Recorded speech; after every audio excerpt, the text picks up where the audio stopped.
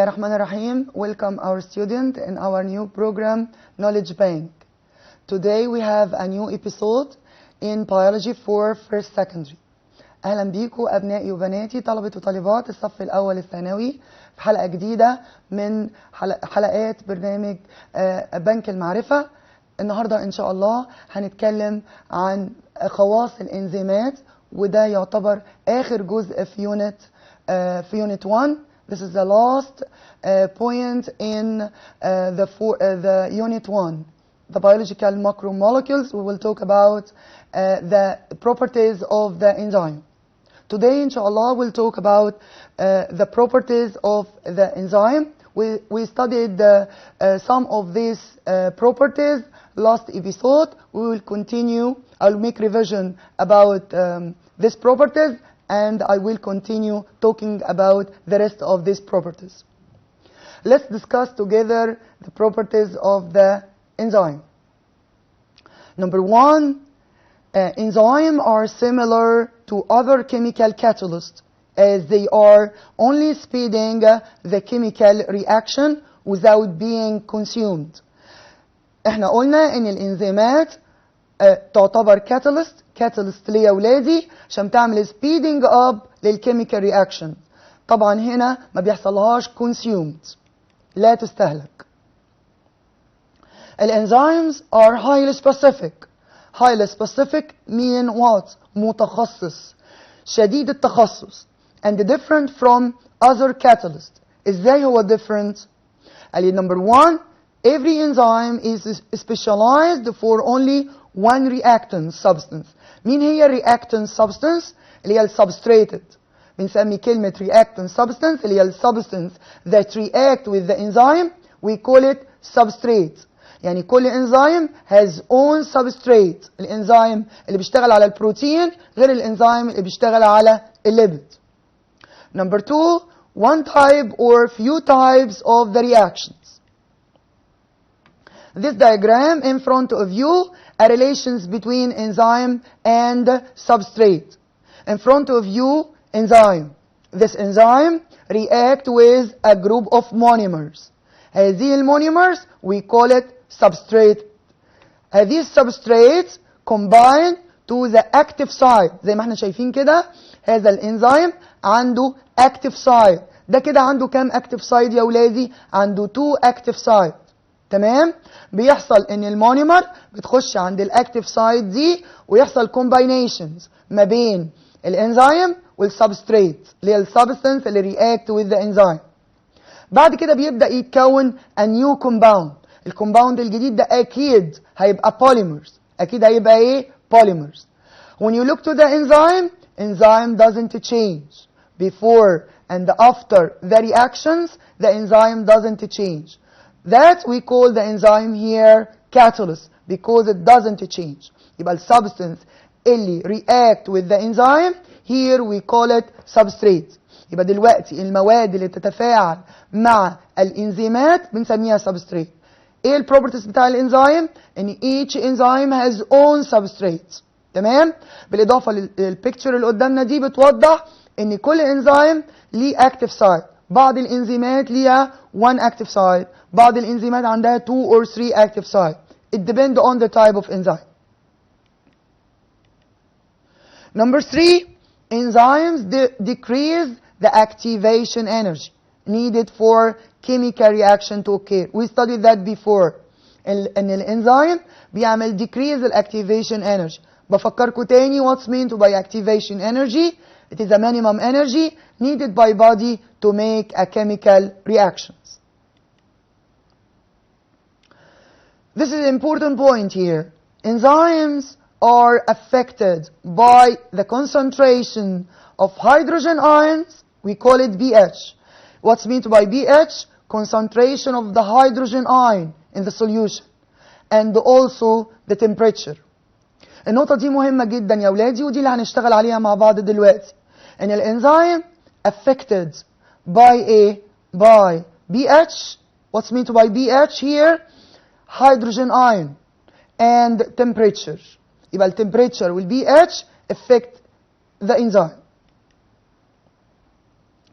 What about the factor affecting the work of the enzymes. The first factor that affecting of the enzyme, concentration of the enzyme. The second one, concentration of substrate, اللي هي السبستانس reacting with the enzyme. Number 3, temperature. Number 4, hydrogen ion concentration. We call it pH. Number 5, the presence of inhibitors.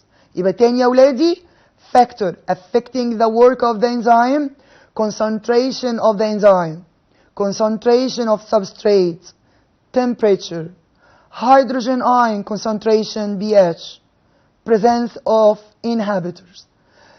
تعالوا نتكلم مع بعضينا على الفاكتور that affect of the enzyme. كام فاكتور يا ولادي بتأثر على الانزيم؟ عندي مجموعة من الفاكتور، 5 فاكتور affecting of the enzyme. ايه هم دول؟ قال لي number 1 concentration of the enzyme. concentration of the enzyme ازاي؟ يعني تركيز الانزيم. هل يا ترى لما يكون الانزيم بتاعي diluted مخفف زي ما بيكون في good concentration؟ طبعا عملية الدايجست مثلا هتبدأ تختلف. يعني انا مثلا لو شربت كميات كبيرة من المية وانا باكل، ده بيعمل ايه في الانزيم بتاعتي؟ بيعمل decrease للconcentration of the enzyme. انا بقول ما بنشربش، لكن احنا نشرب بس مش كميات كبيرة من المية عشان ما اعملش decrease للconcentration of the enzyme. عشان الانزيم بدل بيعمل العمل بتاعه في وقت معين بياخد وقت اطول عشان يخلص الشغل بتاعه. فلا بد ان انا احافظ على الكونسنتريشن اوف ذا انزيم بتاعي. حاجه الثانيه the concentration of substrate. احنا اتفقنا يعني ايه substrate يا ولادي؟ اللي هي السبستانس that react with the enzyme. انا مثلا لو خدت مثال، هل لما باكل جزء من العيش يعني نص رغيف عيش زي ما باكل رغيف عيش؟ طبعا الانزيم اللي needed to break down الهاف غير الانزيم اللي هي بريك داون الهول بريد. تمام كده؟ يعني انا لو باكل لقمه او كلت ربع رغيف، هل يا ترى الانزيمات اللي هتشتغل على ربع رغيف عيش زي الانزيمات اللي هتشتغل على رغيف كامل؟ فبالتالي كميه السبستريت بتاعتي طبعا دي مهمه جدا بالنسبه للفاكتور اللي افكت اوف ذا انزيم.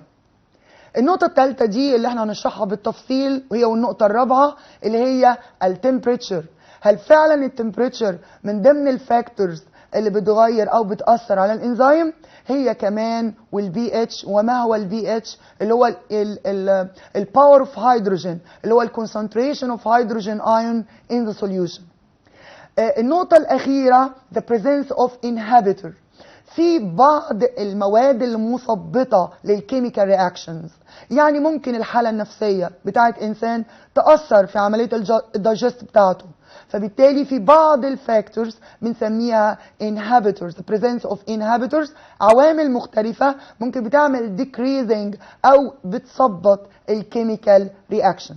تعالوا نشرح بالتفصيل مع بعضينا التمبريتشر والبي اتش اللي هي النقطة رقم 3 والنقطة رقم 4. دي مهمة جدا ودي هناخدها in more details. Let's talk about temperatures. Every enzyme has different optimal temperature. Optimal temperature هي درجة الحرارة المثلى. The temperature on which the enzyme become most active. عشان كده بسميها المثلى. أفضل درجة حرارة بيشتغل فيها الانزيم بسميها ايه؟ optimal temperature.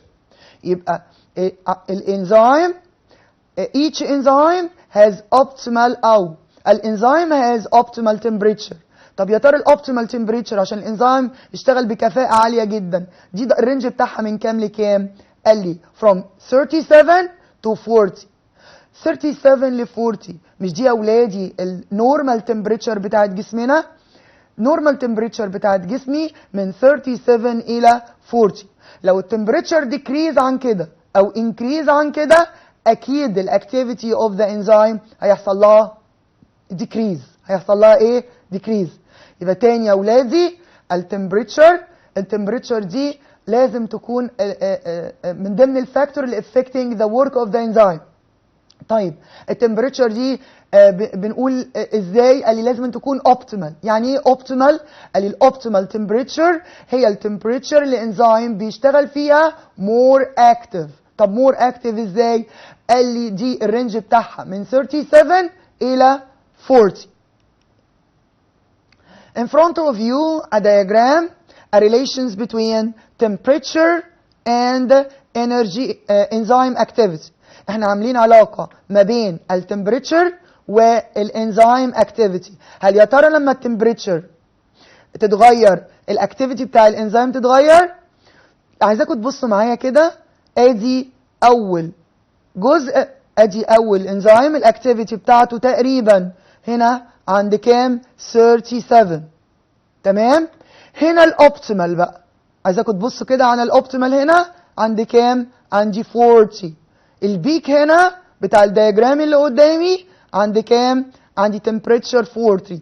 يبقى هنا ال 40 دي تعتبر ايه يا اولادي؟ optimal temperature، لان ده البيك بتاع الدياجرام اللي قدامي. يبقى البيك هنا واصل لكام؟ ل 40. يبقى الرينج بتاعي من 37 الى ايه؟ 40. ده الاكتيفيتي بتاع الانزيم هنا ايه؟ بتكون ماكسيمم high activity. يبقى هنا start activity with the enzyme، هنا بيحصل لها increase. بعد كده هنا البيك بتاعي بعد كده بيحصل لها ايه؟ decrease. يعني ملاحظين كده معايا بعد ال 40 ايه اللي حصل؟ الاكتيفيتي اوف ذا انزيم بدا يحصل لها decrease. طب لما انا بدات تقريبا 15، الاكتيفيتي بتاعت الانزيم عماله increase until reaching the peak. البيك هنا عند كام؟ عند 40. يبقى هنا لما التمبريتشر less than 40 the activity of the enzyme decrease. لما وصلت للبيك دي اوبتيمال بقى، يبقى دي هتكون مين بالنسبه لي؟ الاوبتيمال. ايه اللي بيحصل بعد الاوبتيمال؟ الاوبتيمال هنا عندي كام؟ 40. ايه اللي هيحصل بعد 40؟ الانزيم اكتيفيتي زي ما انتم شايفين بيحصل له ايه؟ decrease، عشان ما تتفاجئوش بيها. يبقى تاني لو حصل ان التمبريتشر increase او decrease عن الاوبتيمال activity of the enzyme هنا ايه؟ decrease. يبقى درجة الحرارة لما كانت قليلة الاكتيفيتي بتعملها ايه؟ بتاعت الانزيم increase وصل لغاية مين؟ لغاية الاوبتيمال. هنا لو بصينا الاوبتيمال عند كام؟ عند 40. تمام؟ ايه اللي بيحصل بعد كده؟ لو ما زودت التمبريتشر ما حصلش حاجة غير ان اللي حصل الاكتيفيتي بتاعت الانزيم حصل لها هنا ايه؟ decrease. حصل لها ايه؟ decrease. When the temperature of an enzyme increase، لو زادت التمبريتشر عن الاوبتيمال more than optimal temperature. تاني يا ولادي نركز، لو زادت درجة الحرارة عن الاوبتيمال اللي هو الجزء ده، انا هنا temperature عندي 50 45، يبقى هنا ايه اللي يحصل للانزيم اكتيفيتي؟ زي ما انتم شايفين هنا حصل له ايه؟ decrease. يبقى its activity decrease gradually until stop. هتفضل تقل الاكتيفيتي بتاع الانزيم لغاية ما يقف. تمام؟ ليه بقى يا ولادي؟ What is the reason? Due to the change of its structure. لأن التمبريتشر هنا effect on the structure of the enzyme. أنا عايز أفكركم بحاجة. إحنا قلنا إن الإنزيم ده made of protein، والبروتين امينو اسيد اللي هو الاستراكشر يا ولادي. يعني التمبريتشر بتأثر على الامينو اسيد اللي بيبني الانزيم، فبالتالي اي تشينج في التمبريتشر it change the properties of the enzyme. يبقى تاني بأكد when the temperature increase more than optimal، الاوبتيمال بتاعتي من كام؟ من 37 الى 40. لو زادت اللي بيحصل ان activity of the enzyme decrease. الريزون هنا بيكون نتيجة it changes the structure of enzyme.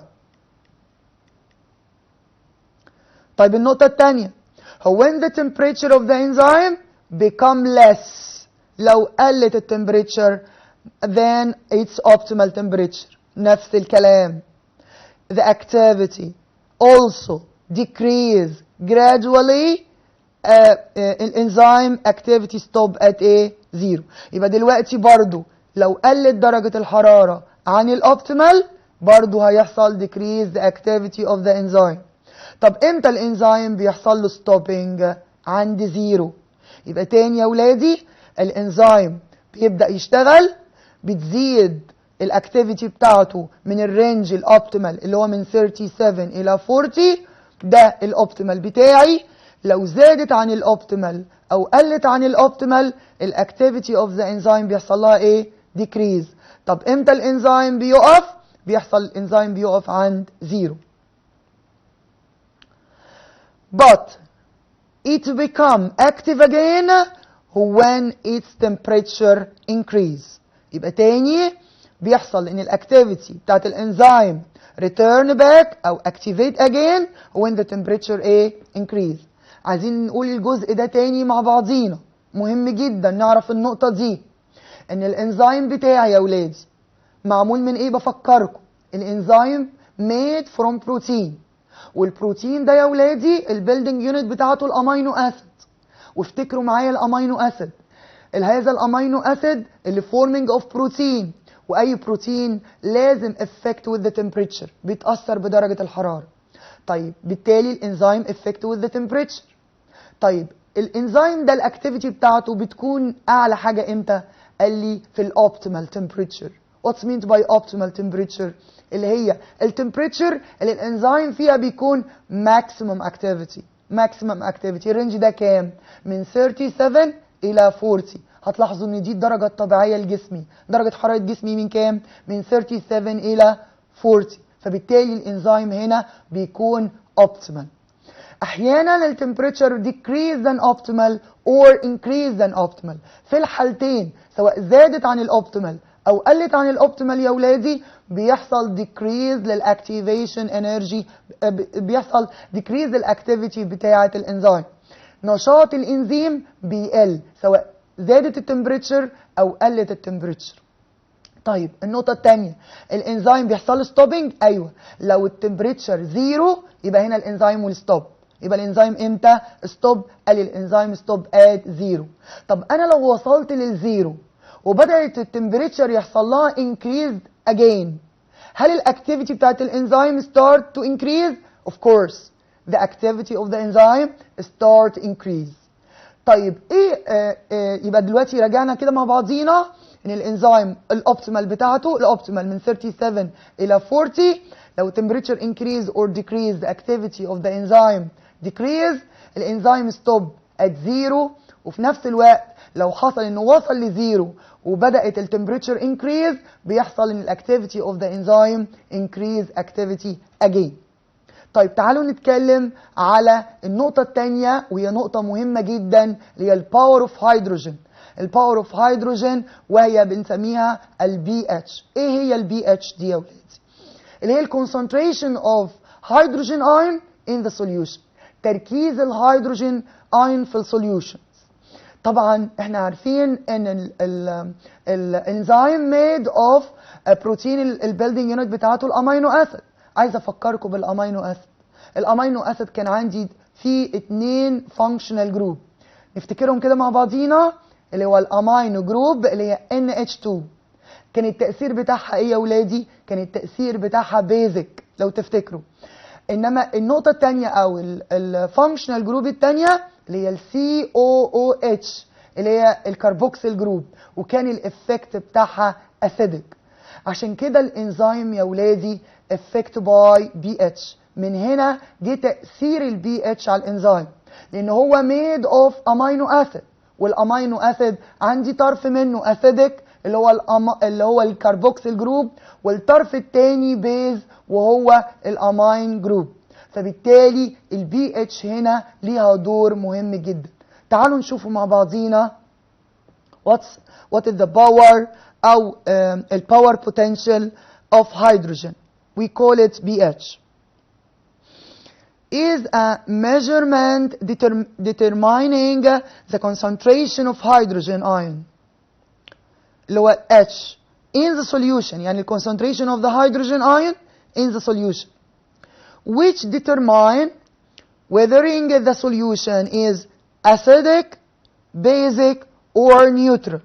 يعني من خلالها انا بعرف، من خلال الميجرمنت ده انا بعرف السبستنس اللي معايا دي يا ترى الافكت بتاعها بيكون اسيدك ولا بيزك ولا المادة دي بتكون نيوترال.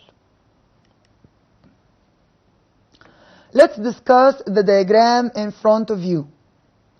We have here a measurement, a range from 0 to 14. 7 here, a neutral. 7 here, a neutral substance. يبقى عند رقم 7 المواد اللي هي ايه؟ neutral. لو less than 7 substance دي كلها بنقول عليها ايه؟ acidic. substance دي بقول عليها ايه؟ acidic.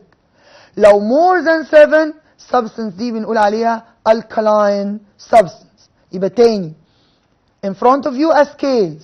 قدامنا دلوقتي scales. هذا السكيلز arranged. الترتيب بتاعه ازاي يا ولادي؟ ماشي من 0 ل 14. نمبر 7 هي النيوترال، المواد النيوترال اللي عندها الاين الهيدروجين والهيدروكسيد ايكوال مع بعض، فبالتالي بيكون هنا المادة دي نيوترال. طب لو less than 7 substance دي يا ولادي بنقول عليها acidic. طب لو more than 7 substance دي بنسميها alkaline. النقطة دي في غاية الأهمية. طب يا ترى الرينج بتاعي، تعالوا نمسك الاسيدك. الاسيدك احنا قلنا من 0 ل 6. طب مين سترونج اسيد؟ رقم 1 ولا رقم 6؟ اوف كورس ذا سترونج اسيد رقم 1. بعد كده 2 less acidic. اقل واحدة في الاسيدك هيكون رقم كام؟ رقم 6. تمام كده؟ طب 7 هيبقى ايه؟ هيبقى نيوترال، السبستنس نيوترال. طب من 7 بعد كده من 8 ل 14. من 8 ل 14 يا ولادي بيكون alkaline. طب مين سترونج alkaline؟ رقم 8 ولا رقم 14؟ of course رقم 14. the less alkaline properties هيكون رقم 8. طب يا ترى ايه most of the enzyme working more active in pH acidic ولا base ولا neutral؟ احنا لقينا ان most of the enzyme work in pH 7.4. 7.4 دي يعني weak alkaline media. weak alkaline media. Not all the enzyme but most of the enzyme. لان هنلاحظ ان some enzyme work in acidic media. Another work in alkaline media. But most of the enzyme يا ولادي work in 7.4. This is a weak alkaline media. عشان كده معظم الانزيمات بتشتغل في الويك alkaline media يا ولادي اللي هي 7.4. لكن هوريكم دلوقتي ان في انزيمات بتشتغل في acidic وفي انزيمات بتشتغل في ايه؟ في basic. تمام كده؟ يبقى تاني السكيلز بتاعي من 0 ل 14. الرينج بتاعي من 0 ل 14. 7 نيوترال. لو less than 7 we call it acidic. لو more than 7 بسميه alkaline. strong acid number 1. weak acid هيكون رقم 6. alkaline start from 8 to 14. weak alkaline 8. strong alkaline 14. طب الانزيم most of the enzyme work in 7.4 mean weak alkaline media. Solution with pH less than 7 are acidic, while this with pH more than 7 are alkaline. Solutions with pH equal 7 are neutral. pH activity of the enzyme. Enzymes are affected by pH because it composed of amino acid زي ما قلت لحضراتكم which containing acidic carboxyl group COOH and basic amine group NH2. الطرف الاسيديك والطرف البيز هما اللي اثروا على الانزيم او خلوه يتاثر بالبي اتش. Each enzyme has own pH which it become most active. This degree of pH بنسميها optimal pH. If pH of the enzyme decreased or increased, the activity decreased gradually until stop. most of the enzyme working at pH 7.4. يبقى ال 7.4 دي weak alkaline، ودي افضل ميديا بيفضلها الانزيمات. انا عايزاكم تبصوا معايا الاكزامبل انا جايبه لكم على انزيم اسمه البيبسين انزيم، ده بيشتغل في اسيدك ميديا less than 7، وانزيم تاني اسمه تريبسين بيشتغل في more than 7. look at the diagram in front of you. الانزيم activity and البي when you look here بيبسين، الرينج بتاع البيبسين زي ما انتم شايفينه كده، الاوبتيمال بتاعه فين يا ولادي؟ زي ما انتم شايفين 1.5. 1.5 بي اتش دي يعتبر ايه؟ اقل من 7، يبقى اسيدك. يبقى البيبسين هنا بيشتغل فين؟ في اسيدك ميديا. طب تعالوا نشوف التريبسين. التريبسين هنا قدامي تقريبا بيكون البيك بتاعه عند 8، ما بين ال 7 وبين ال 9، ففي الحاله دي بيكون 8. طب ال 8 دي تعتبر ايه؟ ويك الكالاين ميديا، تعتبر ويك الكالاين ايه؟ ميديا. يبقى احنا هنا عملنا ريليشن ما بين الانزيم اكتيفيتي والبي اتش. انا عندي اهو بعض الانزيم زي البيبسين بيشتغل في 1.5 ل 2.5، ده الرينج بتاعه، ده اسيدك. وإن أما التريبسين يعتبر البيزك عشان عند 8. At the end of our episode, thank you for listening. I will meet you again in next episode إن شاء الله.